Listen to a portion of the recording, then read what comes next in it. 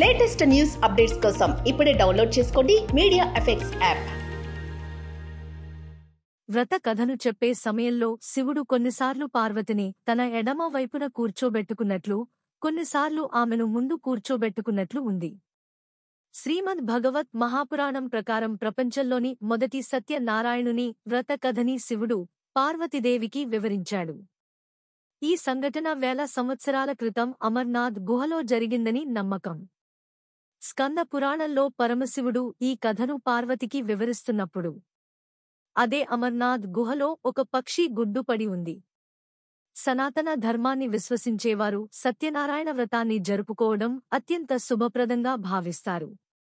కొత్తగా పెళ్లి అయిన దంపతులు కొత్త ఇంట్లో శుభకార్యాల్లో ఇలా అనేక సందర్భాల్లో సత్యనారాయణ వ్రతాన్ని జరుపుకుంటారు.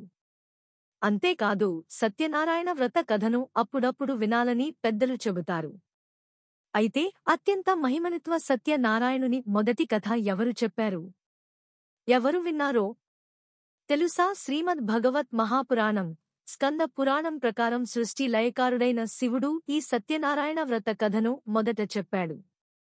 ఈ రెండు గ్రంథాలలో పార్వతీమాత మొదటి శ్రోతగా పేర్కొంది. ఈ సంఘటన ఈ రెండు గ్రంథాలలో శివుడు పార్వతీదేవికి కథను వివరిస్తూ ఉంటాడు.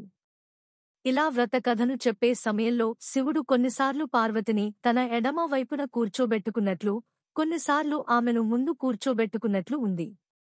శ్రీమద్ భగవత్ మహాపురాణం ప్రకారం ప్రపంచంలోని మొదటి సత్యనారాయణుని వ్రత కథని శివుడు పార్వతీదేవికి వివరించాడు. ఈ సంఘటన వేల సంవత్సరాల క్రితం అమర్నాథ్ గుహలో జరిగిందని నమ్మకం.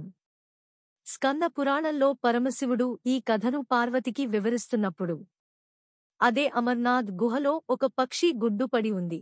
స్కంద పురాణంలో పరమశివుడు ఈ కథను పార్వతికి వివరిస్తున్నప్పుడు అదే అమర్నాథ్ గుహలో ఒక పక్షి గుడ్డుపడి ఉంది. శివుడు సత్యనారాయణ వ్రత కథ మొదలు పెట్టగానే గుడ్డు అండంగా మారి అందులో కొంత జీవి ఊపిరి పోసుకోవడం మొదలెట్టింది. యాదృచ్ఛికంగా ఆ సమయంలోనే బలమైన గాలులు వీచాయి. ఈ గుడ్డు గాలిలో ఎగిరి గంగోత్రి సమీపంలోని కృష్ణద్వైపాయన వ్యాస్ ఆశ్రమానికి చేరుకుంది. ఇక్కడ ఒకవైపు వ్యాసుడు తపస్సు చేస్తుంటే, మరోవైపు అతని భార్య మాతా వితిక కూడా పూజలో కూర్చుని ఉంది. ఈ సమయంలో ఆమె మంత్రం చదవడానికి నోరు తెరచినప్పుడు ఆ గుడ్డు ఆమె నోటి ద్వారా ఆమె కడుపులోకి చేరింది. సరిగ్గా 12 నెలల గర్భంలో ఆమె శుక్రదేవుడు జన్మించాడు. అలా శుక్రుడు శ్రీమద్ భగవత్ కథకి మొదటి ప్రతినిధి అయ్యాడు. సత్యనారాయణ కథ అంటే ఏమిటి? ఈ సంఘటన గురించి చర్చిస్తున్నప్పుడు సత్యనారాయణ కథ ఏమిటి అని కూడా తెలుసుకోవాలి. దీనికి సమాధానం శ్రీమద భగవత మహాపురాణం స్కంద పురాణంలో కూడా ఉంది.